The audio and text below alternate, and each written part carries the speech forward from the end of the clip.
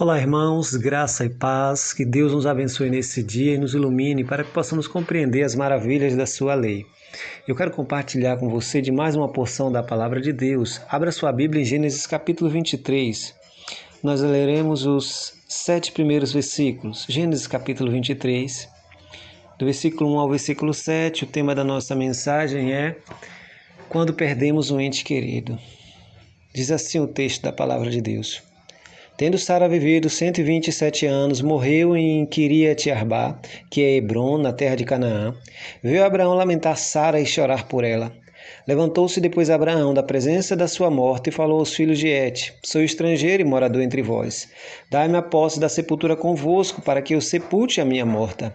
Respondeu os filhos de Et a Abraão, dizendo: Ouve-nos, Senhor, tu és príncipe de Deus entre nós. Sepulta numa das nossas melhores sepulturas a tua morta. Nenhum de nós te dará sepultura para sepultares a tua morta. Então se levantou Abraão e se inclinou diante do povo e diante dos filhos de Et.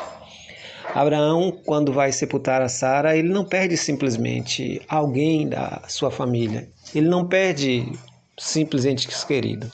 Ele perde sua esposa, sua companheira de anos, a mãe de seus filhos.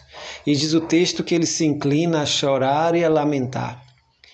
É interessante quando nós lemos a Bíblia, sempre percebemos a humanidade dos personagens. Abraão agora está viúvo. Um pedaço dele partiu. E como é difícil para muitos de nós enfrentar a viuvez.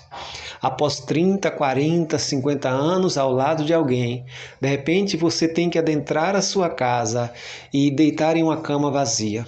As lembranças inundam cada parte da residência. São as fotos, são os filhos, são as lembranças, as refeições, as datas comemorativas, e o luto é duro. Diante do choque, você tem outra situação que você precisa enfrentar, que é as providências para o sepultamento. É por isso que nós, como irmãos e amigos, precisamos estar nessa hora, como Igreja de Jesus, auxiliando estes irmãos nessa tarefa, que não é fácil. Agilizando a burocracia para o sepultamento, viabilizando o local onde vai ser sepultado. Abraão tem que comprar uma propriedade. Os filhos de Hebrom honram Abraão cedendo, mas mesmo assim ele faz questão de pagar. Ele tem que sepultar a sua esposa. Ele precisa honrar a sua memória e estar com ela. É triste, é duro, mas alguém precisa fazer. Mas esse texto nos chama a atenção para muitos viúvos que estão em nosso meio, em nossas igrejas. Nós temos uma situação muito grande. Mais à frente, o texto de Gênesis vai dizer que Abraão casa-se novamente para tentar se consolar da morte de Sara. Uma das maiores dificuldades nossas como igreja é entender que o viúvo e a viúva está ligado pela lei ao seu cônjuge até que ele morra. Morto, o cônjuge está livre para se casar novamente desde que seja no Senhor. É assim que a palavra de Deus ensina. Mas quanto preconceito uma viúva enfrenta quando ela deseja casar novamente?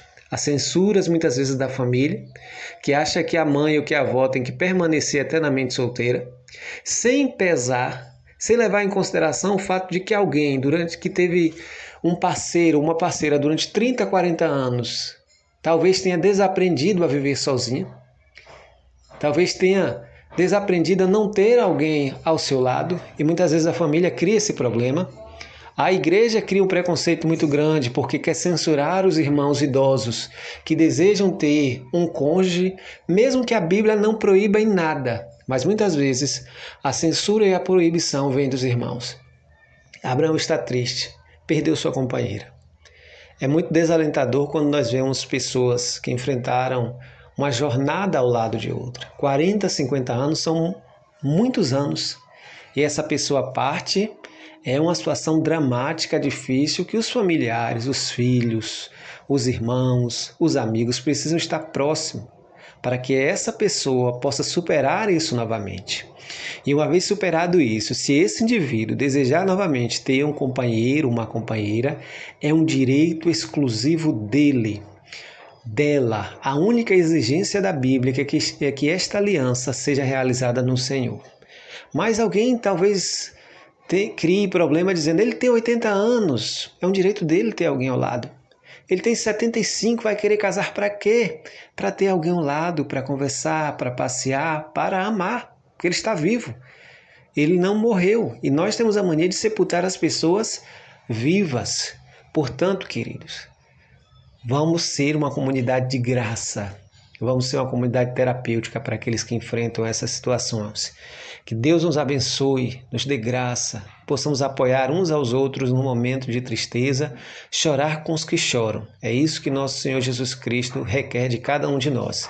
Deus nos dê um bom dia.